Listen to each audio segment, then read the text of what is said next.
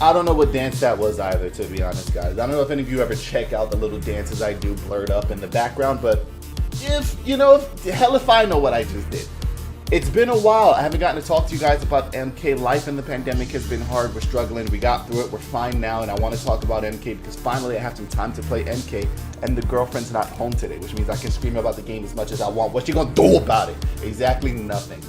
Customs are now tournament legal. If you guys are not aware, in the last Combat Cast update, they showcased me later and they discussed that custom tournaments will now be legal starting November 17th, and I was kind of looking into potentially doing some theorycraft videos anyways on customs, so ironically works out for me. And if you'd like to see me discuss any of this stuff live, you can feel free to do so over at twitch.tv/kevinmcolon, where I will be working on getting more info on the game, trying to theorycraft some more potential ideas, seeing what you guys have to bring to the table, discussing, and then taking some of that information back to YouTube. It's a constant cycle of fighting game happiness that fuels my soul and gives me a reason to wake up in the morning. And I'd love to have that conversation with you guys. Feel free to join me over there if you'd like to do so. I stream 4 times a week. That's my life. So let's get into the potential of customs. Now, customs is a tough topic. It's been very polarizing for the community. I've seen a good half of my friends get very excited about the freedom and possibilities that this brings to the game, and another half of my friends who have honestly told me, hey man, I don't think I want to play this game anymore. Competitively, it's a lot of information to take in. You've got a cast of 30 plus characters who each have a list of 6 to 7 variation moves that can be built into however many combinations, and you've got to lab every single version of that. I can see how that's stressful too. I don't blame people who don't want to play. We're gonna see. I don't know. This might be frustrating for me as well, but if I'm anything, I'm open-minded, and I'd like to give it a shot. To that point, I've built some customs that I think are interesting, so I'm going to make a couple of videos over the span of the next couple of days going over what I've come up with for certain characters, discussing with you guys the potential of them, and then of course, don't forget that they did also, while they announced that customs are coming out, they announced that the moves are also being reworked, so my versions of the customs might not be as effective by the time that custom variations are tournament legal and you'll see them in Combat League, but in the meantime, they are what they are, and I'd like to look at them. Shang, one of my favorite, if not my favorite character to play in the game, has always had the caveat to his strengths of zoning and strong range and decent mix-up potential, nice staggers, that he's weak on damage, and so I wanted to try to figure out a custom variation that can kind of give him that strength that he needs, that power that I so wish that he had, that threat of damage, along with still letting him retain a lot of his strengths himself. So I've gone with this custom build. You should be able to see the image on screen right now. We went with Ermac Lift, Exploding Corpses, which might be new to some of you. I'll explain them as we go along, and Reptile Slide. This is giving me combo routes with Shang that, while spending 2 bars, do threaten 40 damage if you get hit with a good fair amount of combo routes, which are most likely the ones I'm going to try to hit you with anyway. So let's look at a bread and butter in this variation, right? It'll look something like this. Not that, like this.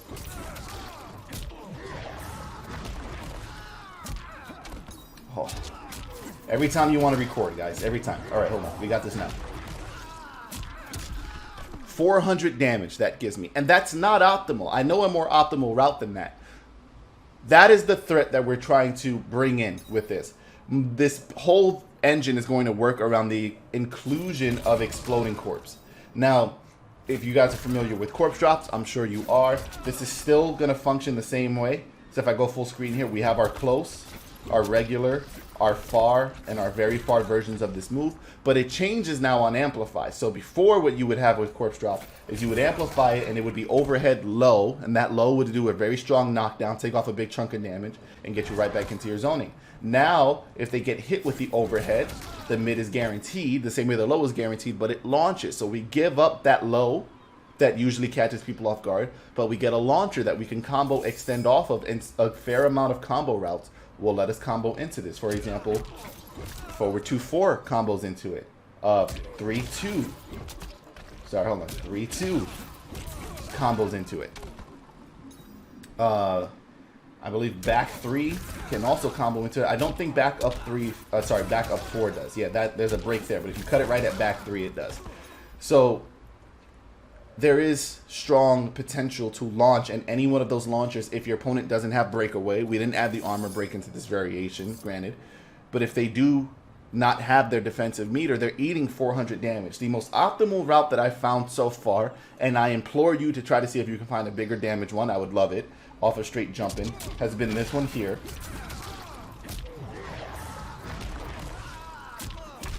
That'll lead into 450. So if they don't have defensive meter, I've done essentially half a life bar. If I hit that combo again, they're close to dead, and they've got to deal with the fact that I still have zoning tools. So I've given up ground eruption for Ermac lift, granted, so I'm not going to have that, but I still have my fireballs and my exploding corpses that you have to get through. Even if I can't amplify them, they're an overhead threat. You time in getting on me wrong, you get hit with one of those. Fujin, for example, characters would like to go for Cloud Walker a lot of the time. I can snipe him right out of the air with that. It's not even a threat, and he can't Cloud Walk over high projectiles anyway. So this is actually still very frustrating for Fujin, and if he gets clipped, he has to worry about this giant damage that I'm capable of doing. So that combo route, for those of you who are interested, is going to be any one of these extenders, which is usually the ones I go to, forward 2-4, right there, because you see how strong the hit advantage is. Any move that gets him into that back stagger like that, you'll see back 1-1 will also do it. But forward 2-4, back 1-1, 3 up 2, back 3 on its own, potentially standing 4. Yeah, will also lead into this. And that's 440 off of standing 4 into it. Now, of course, that's, you got to be very brave to go for that. Actually, is that more optimal? Hold on.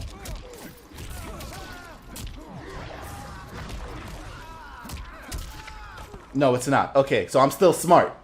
Your boy's still smart. There's a lot of potential with combo routes for this. Especially the fact that you don't necessarily have to be close enough. If this hits, you can get in and still combo that.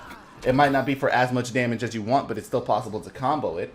And one of the things I like with the variation is the fact that I still get to hold onto Reptile Slide, which I feel personally is one of the best moves Shang can have because of the mix-up potential it creates.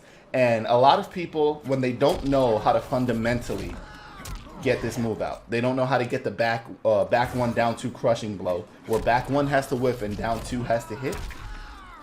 Well, this gives you another route to open people up to that, because now you have a 50-50 off of your back 1, because you can back 1 slide.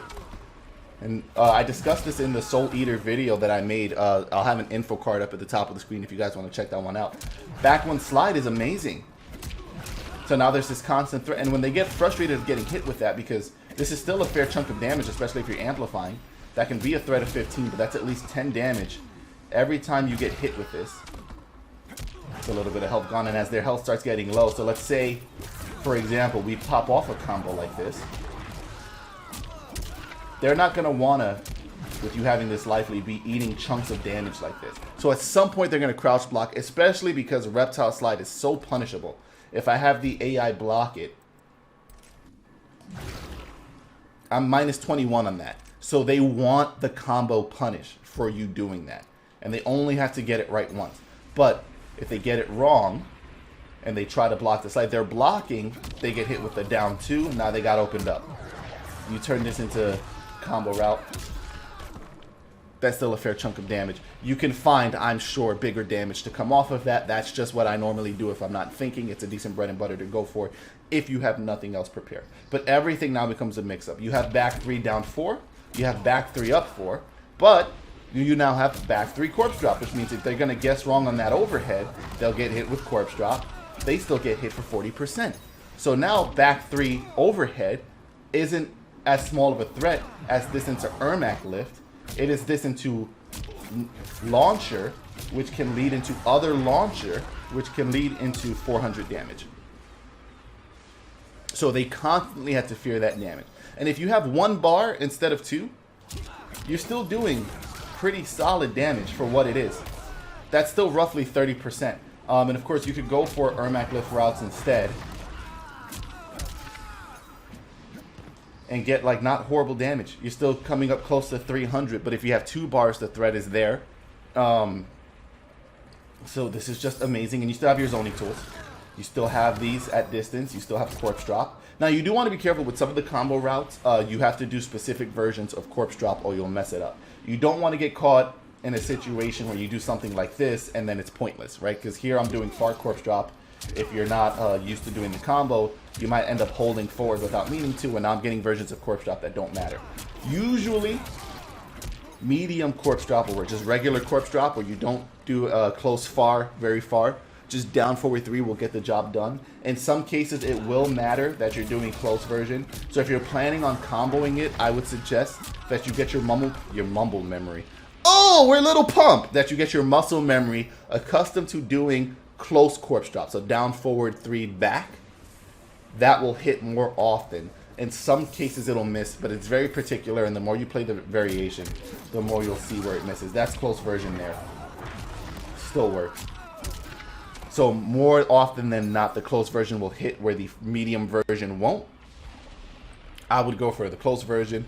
But 9 times out of 10, I don't bother thinking about it that much. And as long as you're not doing far or very far when you're trying to combo route, which who would think that would work, you know? As long as you're not doing that, you're still solid. And don't forget, on top of having your zoning tools and your corpse drops, if they try to rush in horizontally, you can still meet them with reptile slide, which can potentially lead into crushing blow at the right distance. So, a lot of good stuff. There are also combo routes to combo into reptile slide. I'll be honest with you guys, I have to practice them a bit more. But if you know those routes in Soul Eater, you still have Ermac lift. So you can still get those.